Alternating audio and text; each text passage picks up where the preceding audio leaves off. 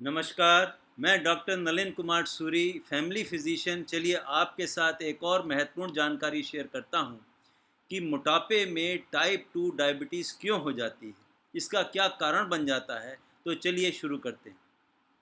देखिए पहले थोड़ी बात करते हैं मोटापे के विषय में। देखिए मोटापा जो है ये एक तरह से अपने आप में ही एक कॉम्प्लेक्स डिजीज़ है। ये भी एक तरह से मेल न्यूट्रिशन की कैटेगरी में ही ले लिया जाता है।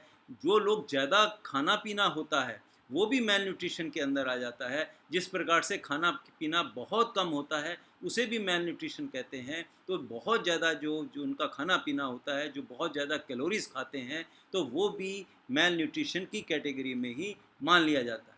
तो ये हो क्यों रहा है, इसका रीज़न क्या है? देखिए आज की भाग-दौड़ की ज़िंदगी में लाइफ़स्टाइल बहुत ज़्यादा चेंज हो गया है, उसमें बहुत ज़्यादा मॉडिफ़िकेशन आ गए हैं। खाने-पीने में, रहन-सहन में, सोच-विचारों में बहुत परिवर्तन आ गया है।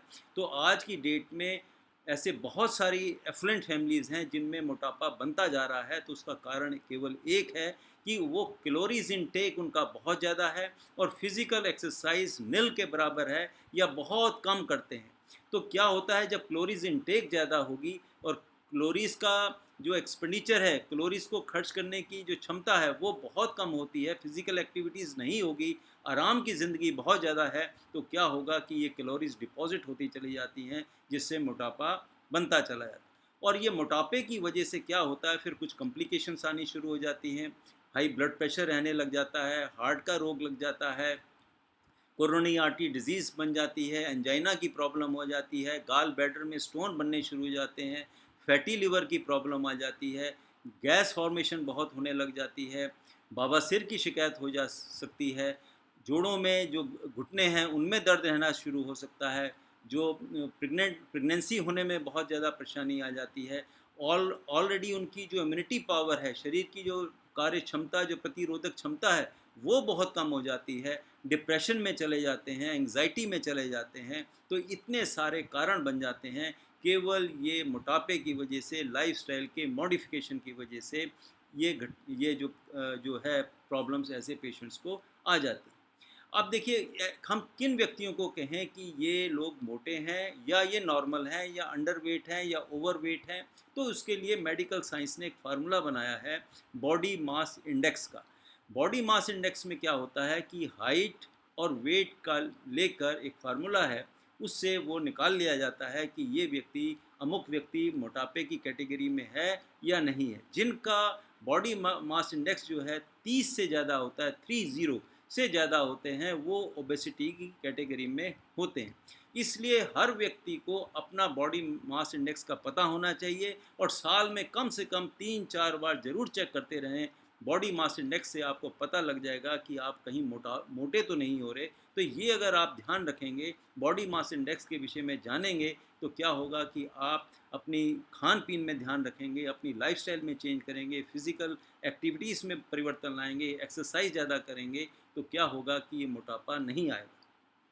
दूसरा, जितना भी फैट बनता है, जो हम कैलोरीज़ इनटेक करते हैं, वो बॉडी जो है, हमारा लिवर जो है, उसे फैट में कन्वर्ट कर देता है। और ये मैक्सिमम डिपॉज़िट जो होता है फैट का, मेल में तो बेली एरिया में होता है, पेट के पास चारों तरफ इकट्ठा हो जाता है। और दूसरा, ऑर्गन्स के चारों तरफ इकट्ठा हो सकता है, स्किन के नीचे इकट्ठा हो जाता है। और या ये क्या कहते हैं कि जैसे मैंने अभी आपसे कहा कि मेल में बेली एरिया में ज़्यादा इकट्ठा होता है, फीमेल में बटक्स पे या हिप पर या थाइस पे ये फैट का डिपॉजिशन ज़्यादा हो जाता है। और अन्य जगह जो है, मैंने जैसे अभी आपसे चर्चा की कि हमारे शरीर में एडिपोसाइट्स होते हैं, वो सेल होते हैं, वहाँ पर ये जाकर जो लिवर पहले उन्हें अपने पास भी स्टोर कर लेता है, जहाँ पर फैटी लिवर बन जाता है। अधिक मात्रा में होते हैं तो ट्राइग्लिसराइड्स, आपने सुना होगा कि हमेशा जब कोलेस्ट्रॉल की जांच कराते हैं, लिपिड प्रोफाइल कराते हैं, तो उसमें ट्राइग्लिसराइड की भी चर्चा होती है। तो वो ट्राइग्लिसराइड जो लिवर बनाता रहता है, कैलोरीज को जो एक्स्ट्रा कन्वर्ट होके ट्राइग्लिसराइड में कन्वर्ट कर देते हैं, तो वो भी शरीर में जाकर एडिपोसाइट्स में जाके वो ट्राइग्लिसराइड फैट में कन्वर्ट करके और वहाँ वो डिपॉजिट हो जाते हैं।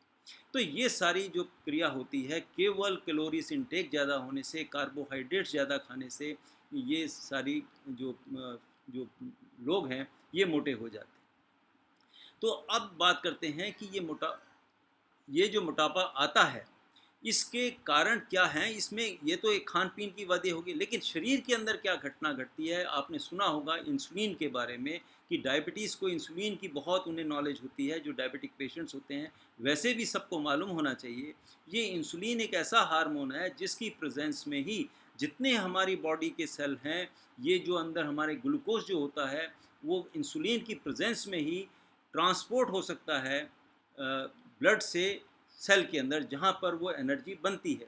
और ये एनर्जी जो है जिससे हम सारे शरीर की हम एक्टिविटीज़ करते हैं, और जो एनर्जी एक्स्ट्रा होती है वो सेल जो है उसे ग्लाइकोजन में स्टोर कर लेते हैं, और वो नहीं तो वो ट्राइग्लिसराइड बनाकर बॉडी में भेज देते हैं दोबारा, और वो फिर वहाँ पे डिफरेंट एरियाज़ में एडिपोसाइट्स में जाकर फैट में डिपॉजिट हो जाता है। ये काम करता है लिवर, लेकिन वहाँ से वो ट्राइग्लिसराइड हर सेल बनाता है, क्योंकि वहाँ पे ये फिर जो जो एक्स्ट्रा कैलोरीज़ है वो अपने पास पूरी ज़्यादा स्टोर नहीं रख सकता। तो अब ये बात करते हैं कि ये इंसुलिन जब आपके में ग्लूकोज़ का लेवल ज़्यादा होगा और इंसुलिन की प्रेज़ेंस में ही बनना है, तो उसके 2 फैक्टर होते हैं जिसमें इंसुलिन डेफ़िशिएंसी हो जाती है। वो क्या 2 ये डेफ़िशिएंसी के फैक्टर्स आते हैं? देखिए, पहले तो मान लीजिए आपका बॉडी मोटा है और उसमें नॉर्मल लेवल पे ही क्या है, इंसुलिन बन रही है। तो लेकिन जब नॉर्मल लेवल पर इंसुलिन बन रही है लेकिन डिमांड ज़्यादा है, क्योंकि बहुत ज़्यादा ग्लूकोज़ आप खा रहे हैं, कैलोरीज़ ज़्यादा खा रहे हैं, तो इंसुलिन बनाने की भी एक क्षमता है।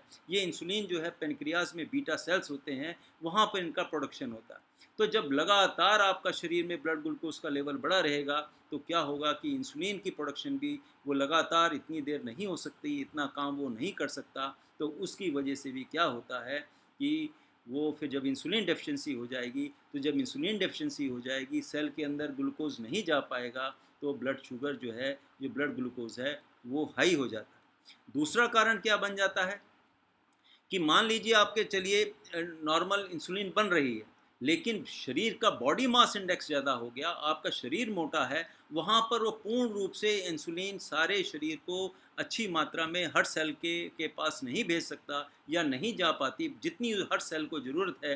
तो क्या होगा कि ज़्यादा डिमांड है, ज़्यादा शरीर बढ़ा हुआ है, ज़्यादा उसका हैवी है, ज़्यादा बॉडी मास इंडेक्स है, तो फिर भी क्या होगा, वहाँ इंसुलिन ज़्यादा बनानी पड़ेगी, लेकिन फिर वही बात आती है, वो कहाँ तक बनाएगा? एक छोटी फैक्ट्री है, वो कब तक आपको इंसुलिन इतनी प्रोड्यूस कर सकेगी? तो उसकी डेफिशिएंसी की वजह से वो फिर क्या है, आपको ब्लड शुगर की बीमारी लग जाती है। एक फैक्टर और आता है, वो क्या होता है कि मान लीजिए आपने ठीक है चलता रहा सब कुछ, आप मोटे हो गए, शरीर भारी हो गया, बॉडी मास इंडेक्स ज़्यादा हो गया, तो क्या होते हैं कि जो एडिपोज टिश्यूज़ होते हैं, जहाँ पर ये फैट डिपॉज़िट हुआ, ये भी एक तरह से प्रो इन्फ्लेमेटरी फैक्टर बन जाता है। यहाँ से एक तरह से इन्फ्लेमेशन हो जाती है।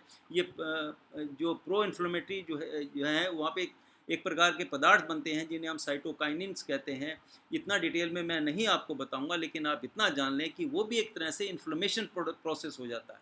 जैसे आपने सुना होगा कि डायबिटीज़ में किसी ने ऑपरेशन कराया, उसको इन्फेक्शन हो गया, किसी वजह से कोई भी इन्फेक्शन हो गया, या कुछ चोट लग गई, या स्ट्रेस में बहुत ज़्यादा चला गया, जो इस उस समय भी ब्लड ग्लूकोज का लेवल बढ़ जाता है। तो उसका कारण एक ही होता है कि हार्मोनल इन्फ्लुएंस की वजह से, और दूसरा जो इन्फ्लेमेशन की वजह से लगातार जब इतना शरीर मोटा हो जाता है, तो वहाँ ये जो प्रो इन्फ्लेमेटरी जो प्रोडक्ट्स होते हैं साइटोकाइनिन्स, ये बनते रहते हैं। तो वो क्या होता है कि सेल के अंदर की जो मेम्ब्रेन है, जो सेल को इतनी जानकारी हो जाती है, वो शटर लगा देता है कि हमें और ज़्यादा ग्लूकोज नहीं लेना, और इंसुलिन का एक जो रिसेप्टर्स होते हैं सेल में, वो बंद हो जाते हैं और इंसुलिन का काम बंद हो जाता है काम करना, तो जिसे हम इंसुलिन रेजिस्टेंस कह देते हैं।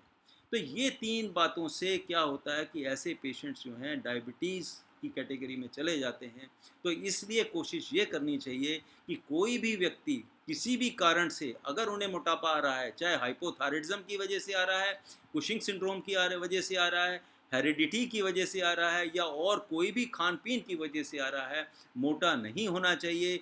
मोटापा जो है अपने आप में एक दुश्मन बन जाएगा, क्योंकि जितने मोटे लोग होते हैं उनमें 6 गुना ज़्यादा चांसेस होते हैं कि उनको शुगर का रोग लग सकता है। और तो रोग लगेंगे ही लगते हैं, लेकिन शुगर के रोग में 6% 6 मतलब गुना ज़्यादा उनमें चांसेस होते हैं कि उन्हें शुगर का रोग लग जाएगा। तो इसलिए मोटापा जो है अपने आप में एक बहुत बड़ी कॉम्प्लेक्स डिजीज़ है, ये बहुत ज़्यादा बीमारियों का घर है। तो इसलिए कि अपने खाने-पीने में बहुत ध्यान रखना चाहिए कि ये हमारे शरीर का गेट है कि हमें कितनी कैलोरीज़ इनटेक करनी चाहिए, कितना हमें खाना चाहिए, ये जानकारी, ये समझदारी सब में होनी चाहिए, जिससे कि भविष्य में होने वाली इन परेशानियों से आप बच सकते हैं। यहाँ तक देखा गया है कि डायबिटिक जो मोटे लोग होते हैं, उनमें कैंसर का रोग भी लग जाता है, क्योंकि उनकी सिटिंग बहुत ज़्यादा हो जाती है, वो ज़्यादा एक्टिविटी नहीं कर पाते हैं। तो इसलिए आज से ही विचारधारा ये बना लेनी चाहिए मोटे व्यक्तियों को कि मुझे कैलोरीज़ ज़्यादा नहीं लेनी है, फिज़िकल एक्टिविटीज़ को धीरे-धीरे बढ़ाते चले जाएँ और आप देखेंगे कि अपना टारगेट बना लीजिए। इस पे मैंने एक वीडियो ऑलरेडी बना रखा है कि वज़न कैसे कम करना है। अभी पिछला वीडियो वही बनाया हुआ है कि साधारण सी जानकारी से आप अपना जो मोटापा है, अपना वज़न कम कर सकते हैं। तो ये छोटी-सी इस प्रकार के मैं वीडियोज़ बनाता रहता हूँ। अगर आपको ये अच्छे लगते हैं, आप इसे सब्सक्राइब भी करें, लाइक भी करें, शेयर भी करें। इसी के साथ मैं आपसे अलविदा चाहता हूँ। फिर मिलेंगे, किसी और वीडियो पे चर्चा करेंगे। तब तक के लिए नमस्कार, बाय-बाय।